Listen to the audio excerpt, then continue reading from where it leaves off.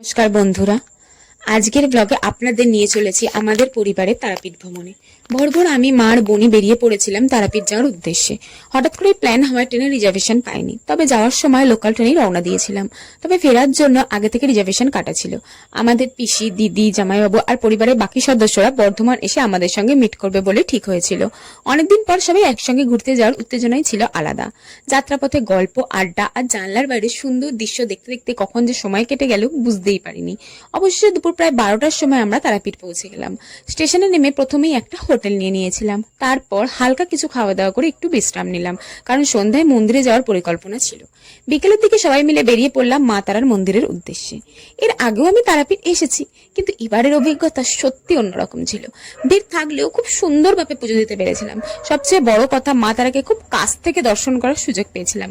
মন্দিরের পরিবেশ, ভক্তদের জয় মা তারা ধ্বনি আর আধ্যাত্মিক আবহ পুরো মনটাকে শান্ত করে দিয়েছিল। এরপর আমরা সন্ধ্যা আরতি দেখার সৌভাগ্য পেয়েছিলাম। এবারে আরতির সময় পুরো মন্দির চত্বর যেন এক অপূর্ব ভক্তিময় পরিবেশে ভরে উঠেছিল, আর সবাই অধীর আগ্রহে বসে অপেক্ষা করছিল কখন মায়ের দরজা খুলবে।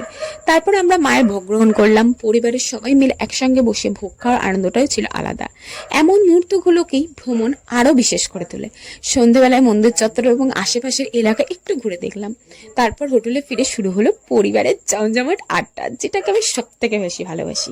গল্প, হাসি, মজা আর নানা স্মৃতি ভাগ করে নিতে নিতে কখন যে রাত হয়ে গেল বুঝতেই পারিনি। শেষ পর্যন্ত সবাই ঘুমিয়ে পড়লাম। আর কি, পরের দিন ফেরার প্রস্তুতি নিয়ে।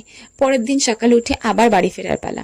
মনটি একটু খারাপ লাগছিল, কারণ এত সুন্দর একটা পারিবারিক ভ্রমণ শেষ হয়ে যাচ্ছিল।